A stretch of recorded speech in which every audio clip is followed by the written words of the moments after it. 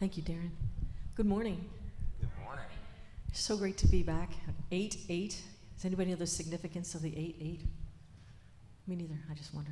No, it's like a great angel number. It's a really powerful, beautiful number of awakening. So many wonderful readings already this morning about awakening to the awareness of the connection with Source, with God and Spirit. So this morning we're going into a meditation. And once you pick up on the lyric of this song, please join in singing if you wish. The lyric is very simple. It's I am that I am. I am that I am. I am, I am. Sounds a little bit like Popeye, but I am what I am. From that joy bubbling forth, when something is funny, allow the bliss to stay in your heart and call forth the God of love as joy, as peace. Paramahansa Yogananda said, I, a tiny bubble of laughter, have become the sea of mirth itself. When we call forth from the heart with the magnetic force of love, all things must be added unto us, the divine children of the one God.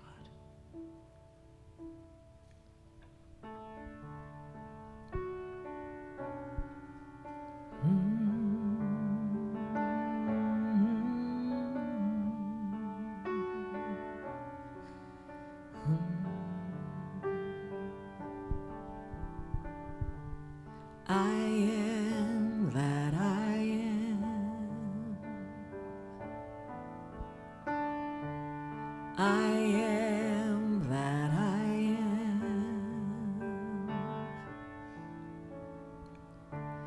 I am that I am. I am.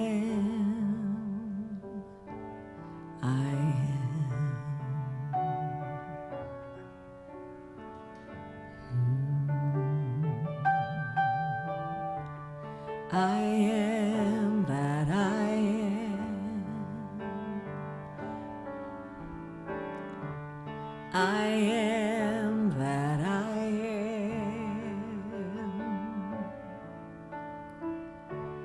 I am that I am. I am.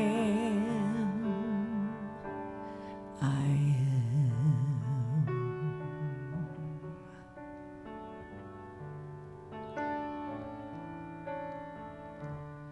I am that I am.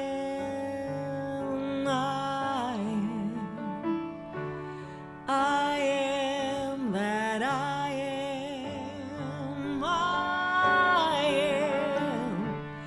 I am that I am.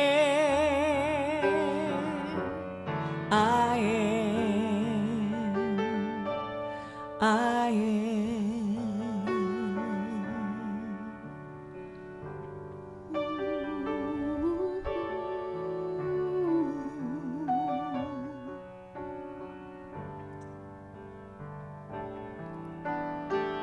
Beloved God, in the language of my heart, I call to you now. Awaken within me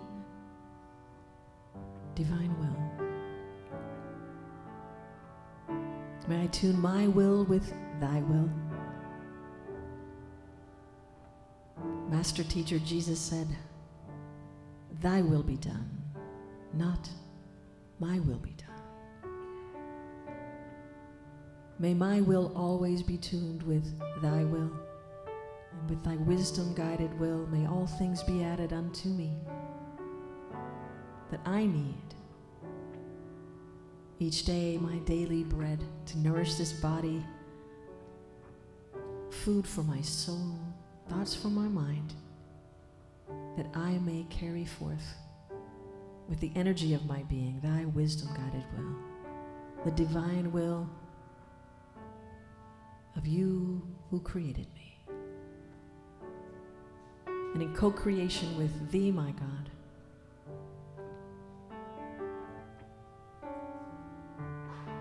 May we bring about more love, more bridges of communication to awaken this oneness in all who cross our path.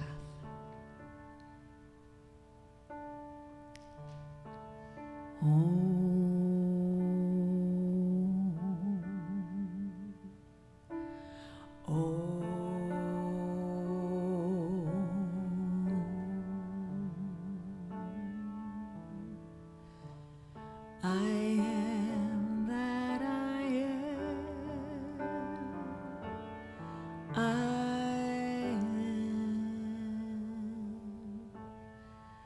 I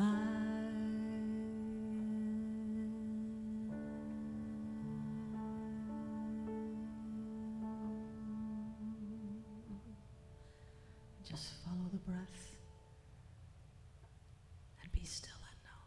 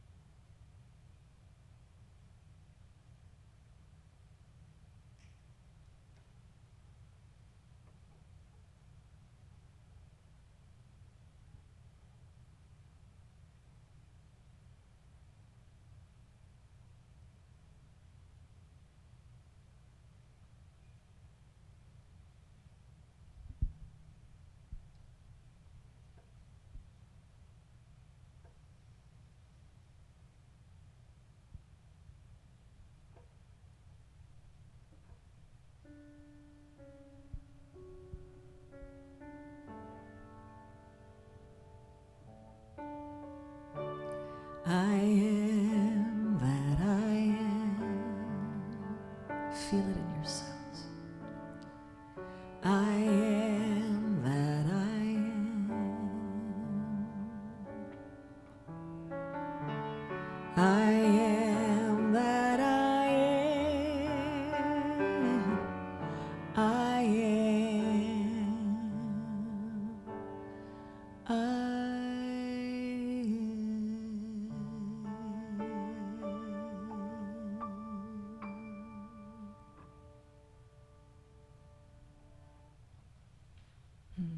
Just breathing in and feeling your, we could just stay there. How about if we just meditate for an hour?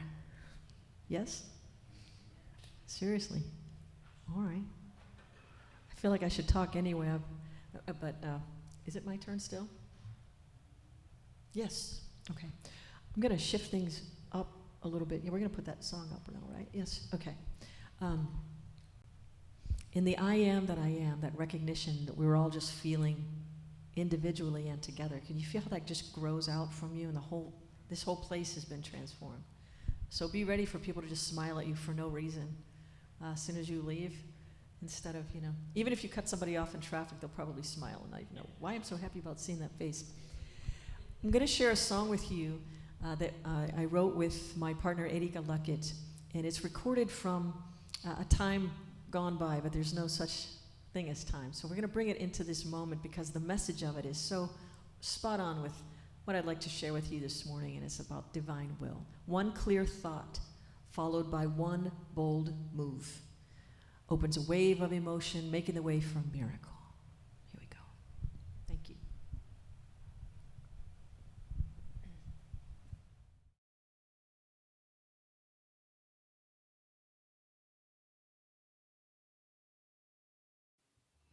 One clear thought, followed by one bold move, sets off a wave of emotion, making the way for a miracle.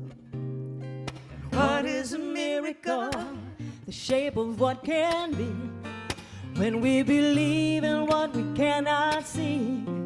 It is the of dreamers, song of the singers, bringing in a better tomorrow. Knowing truth in the face of fear, standing strong till the coast is clear. Be brave, be bold, be wise, be love. It's the power of one who won't stand up, followed by one who won't back down. And one by one we remain true to the vision, turning injustice around. God's change is sure to come, and we know that we're the ones. Be brave, be bold, be wise, be love. Just be love, just be love, just be love.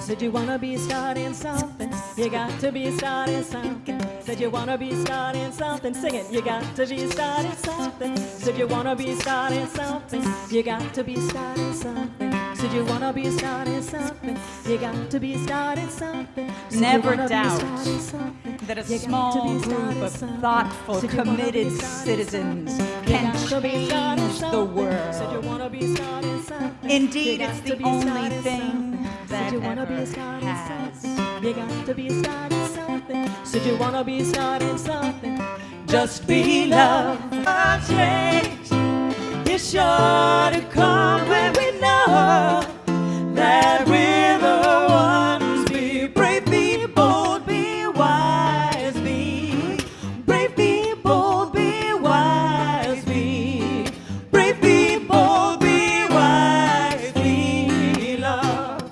Just be love, just be love, just be love.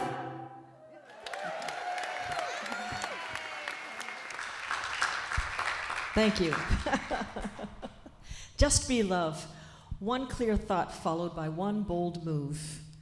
Never doubt, Margaret Mead, that a small group of thoughtful, committed citizens can change the world. Indeed, it's the only thing that ever has.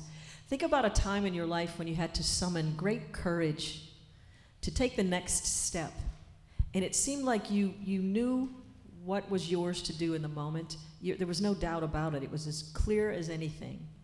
And somehow you were riding on a wave of emotion which was pure purpose, and you felt like you were being lifted by a higher power, a force way greater than you. How many of you have ever had a feeling like this in your life? Yeah, most everyone I know is at one point or another. This is what we're talking about today. It's divine will. When we tune our will with the infinite will of God. You know, and the words of Jesus were so sweet when Jesus said, when he said, we came forth from the infinite on a wave of the Om, and he said, I know not what my Father knows. That was a clue. We don't have to know. What we need to know is how to connect to the infinite will, to the source of all that is, and then to be clear about what is ours to do. You know, so I will, one of my favorite affirmations, and I'll say it once and then you can repeat it if you wish. I will, I will reason, and I will act. But guide thou my reason, will, and activity to the highest goal. Want to feel what that one feels like inside? Okay, here. I will reason, I will, I will act. But guide thou my reason, my will, and my activity to the highest goal. So you might ask yourself, what's the highest goal? Sometimes if you work on the practice and the principles of visioning, we ask, what is the highest and best in this moment? Something that Michael Bernard Beckwith brought into experience for a lot more of us, visioning. Whether we realized we were doing it or not, we are using our minds all the time to think about what we want, what we don't want. Even if you go to the grocery store, you're looking at, or if you get Instacart, you might, like I do still sometimes, because that became so convenient. You can just see what there is to choose from, and you're using your reasoning to decide what to do, but then your will makes you choose this over that. So another experience of will. What is highest and best in this moment? How to bring it forth. So one of the things we can do to train ourselves to pay attention to what we're paying attention to. I have a friend who wrote a song, Andy Anderson wrote a song called I'm Always Thinking and You're Always Thinking, but do we really think what we think about? So, and when he first started singing that with this beautiful smile of his, I just started laughing because I thought, that's introspection, but it doesn't have to be an intense contemplative practice.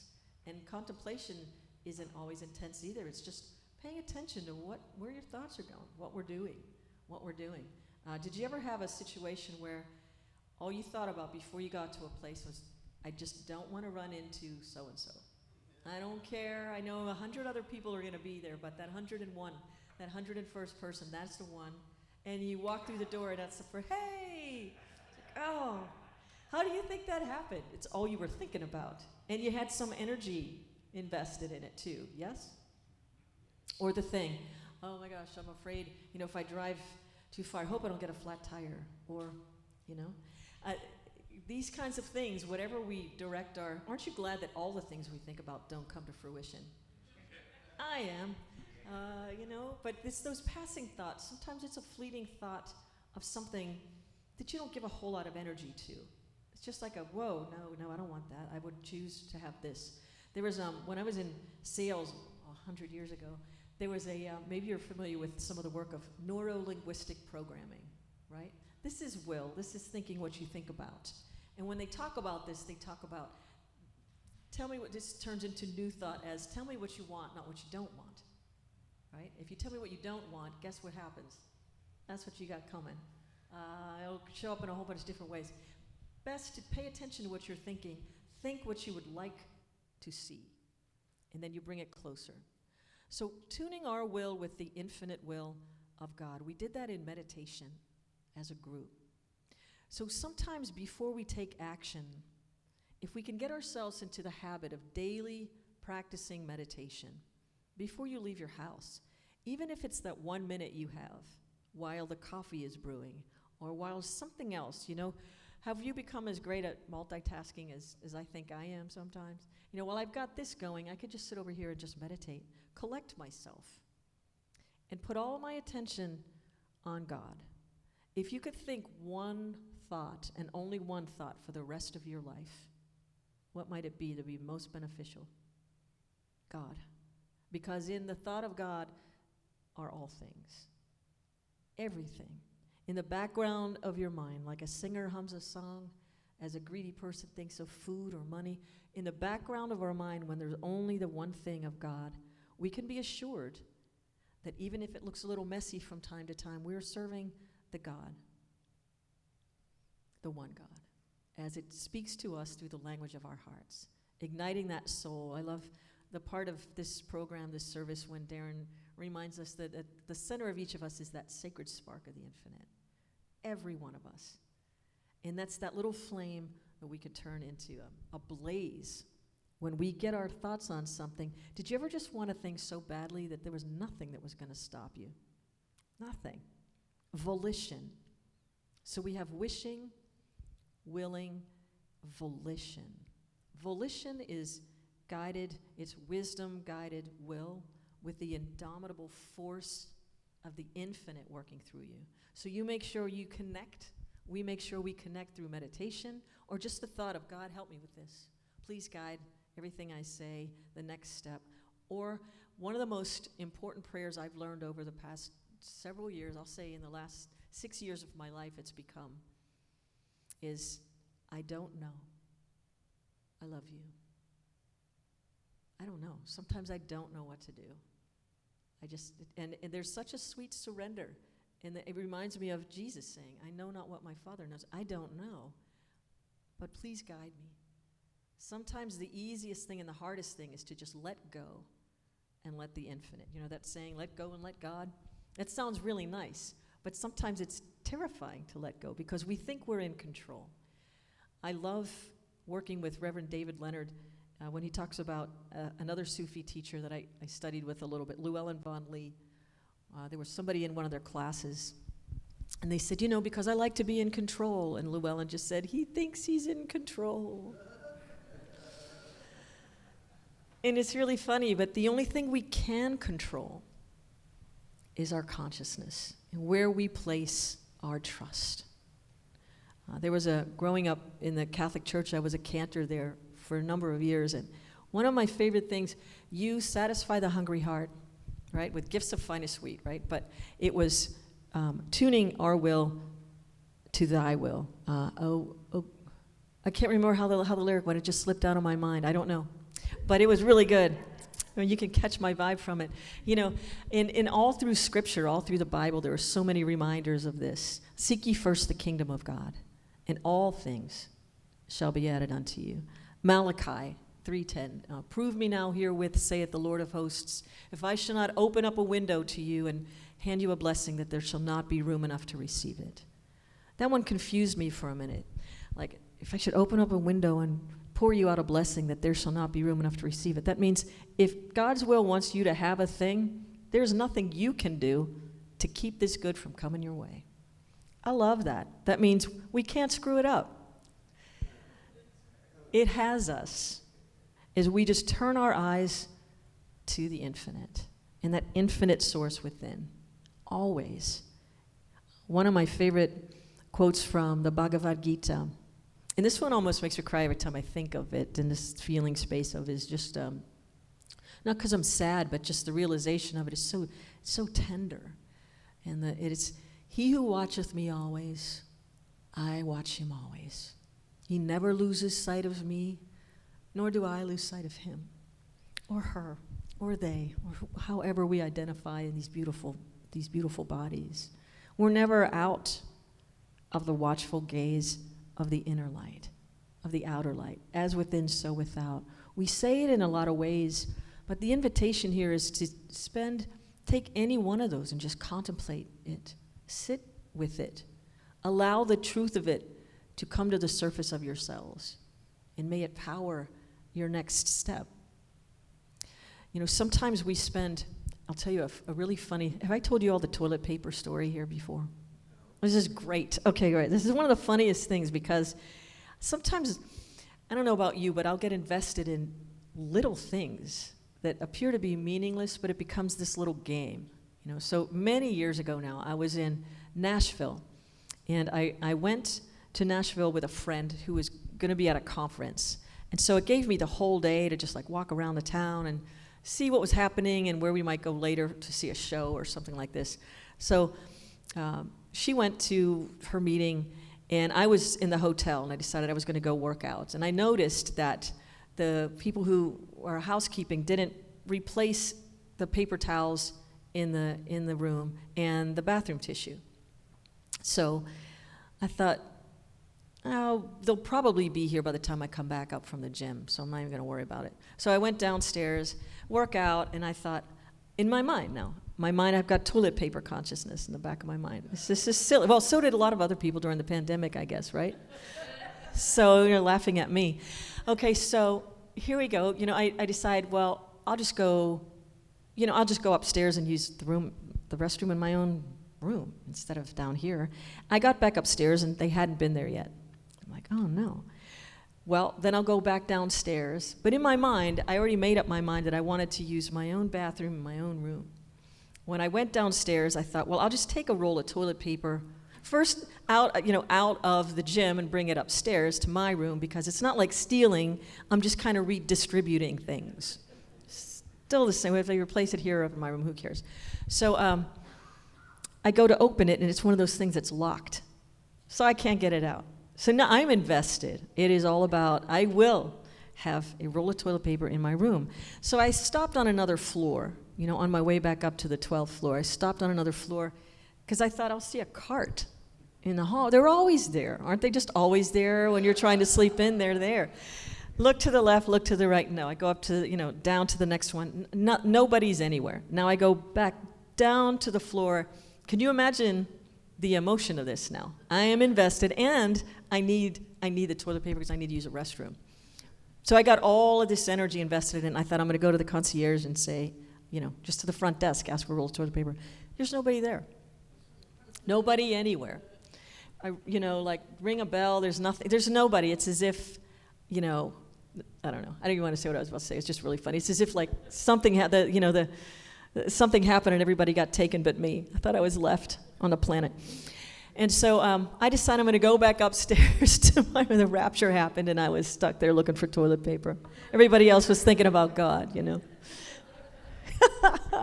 And so now I'm standing in front of the elevators again. I'm going to go back up, and I don't know what to do. 1, 2, 3, I stand, and I said out loud, because there was nobody on, all I want is a roll of toilet paper. Like that. I can't even believe this is taking so long. And the center, there's 1, 2, 3 elevator banks. The center doors open, and in the corner of the elevator, nothing or no one else but a perfectly wrapped roll of toilet paper, right in the corner. I was just like, I know it's early, but there it is. And I stepped in there, and I started laughing, and then I started crying, because inside I heard, please ask me for something more. What do you really want? And it was a time I was transitioning from corporate America back into doing music and meditations and serving with, talks and inspirational. That part of this is really who I am, but I did that because I thought I was supposed to. And I just sat in the elevator with my roll of toilet paper, opening it, wiping the tears as I was just like, what do I want? It is God's great pleasure to give you the kingdom. What do you want? All I wanted in that moment was more God, more awakening, more realization, more love, less doubt. It's like, wow, what do I really want? Knowing that you can have anything, and it's not about the things. Knowing that you can really have, it is God's great gift to give you, great pleasure to give you the kingdom. What are we asking for? One of the things to keep in mind when we're using our will, I will reason, I will act. When we're thinking and bringing this into divine alignment, this energy that we pull through, it's really important to hold the vision of what, you don't need to know how you're going to get there. It's fun to take a road trip. I just got back from Chicago 2 days ago. And on the way from Columbus to Chicago, it took me on these back roads where I went through tiny little towns. I had no idea. It was like 224 or something like this. Have you ever taken this? Beautiful. It was so pleasant that I couldn't wait to drive the 5 hours and 25 minutes back, because I thought there was this whole row of sunflowers. I had a plan. I was going to stop. I was going to get some photos. I was going to selfie with the sunflowers. I had it all planned out. But Waze had a different route for me. It got me back here, but it took me all the way to 70, which was like, and once I was invested, I didn't quite know how to get off there and back onto the end. Plus, once you start, sometimes I didn't want to stop. But I thought I knew how I was going to get back, but I didn't. So we don't always know the way. We can't always know the way, but we can know the truth. And the truth is, the way is participating fully with the infinite as you make your way. That was it.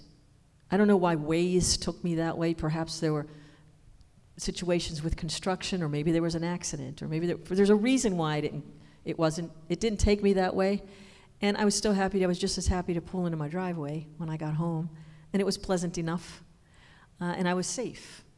So you can't question some of these things. We can't always know the whys of the things, but the way is always leading you to truth, which is that truth is that you are always being divinely guided. Your divine will is the will you tune in with infinite source.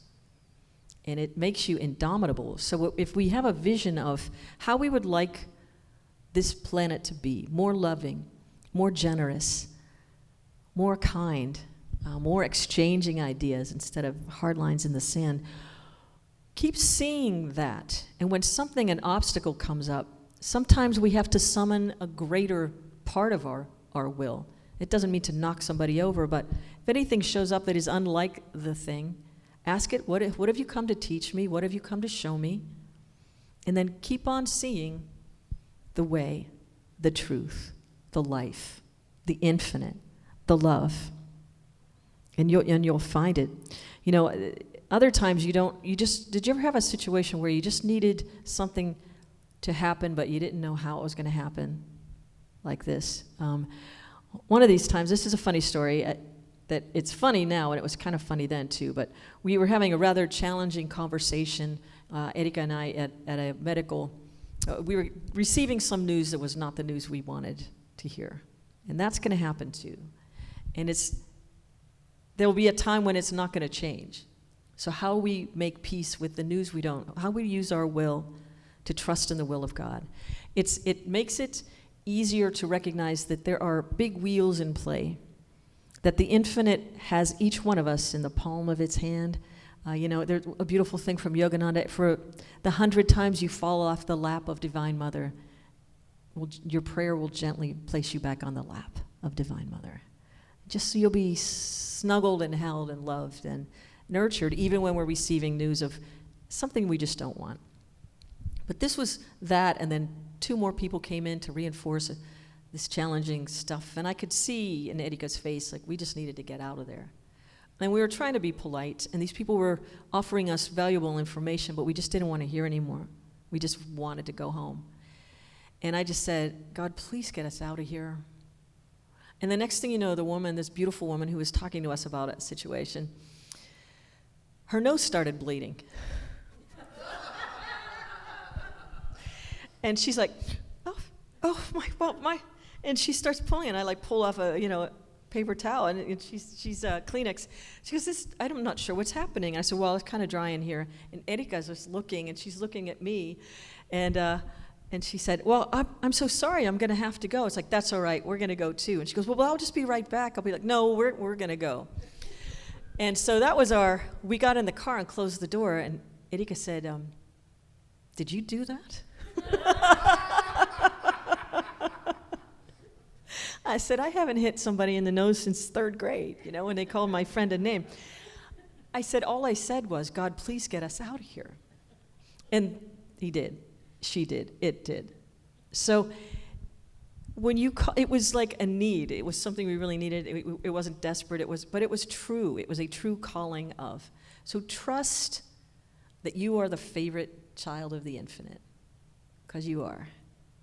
Every one of us. When they say many mansions in this house of the Lord, of the house of light, each one of you is a walking mansion, a temple.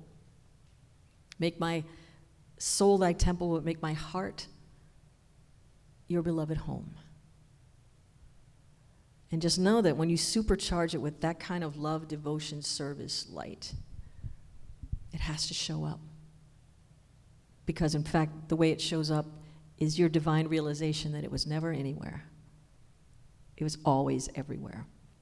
So divine will. I shall tune my will with the infinite will of God. And if it be thy will, all things shall be added unto me. And if it doesn't come immediately, know that it's this or something better. There's something else coming that is going to serve it in a way you could not have imagined. And that's where Rumi talks about out beyond ideas of right doing and wrong doing. There's an open field. I'll meet you there. That means out beyond what you've already seen. I'm going to blow your mind, God likes to say. I'm going to show you something you've never seen, and you're going to bring it into being because you have that capacity. We all do. You can't see what I see, but I see you, and I want to show you something new. And that is your beautiful being, the luminous light of your soul. So, I will reason. Want to say it again? I will. I will act. But guide thou my reason, will, and activity. to my highest goal. Thank you.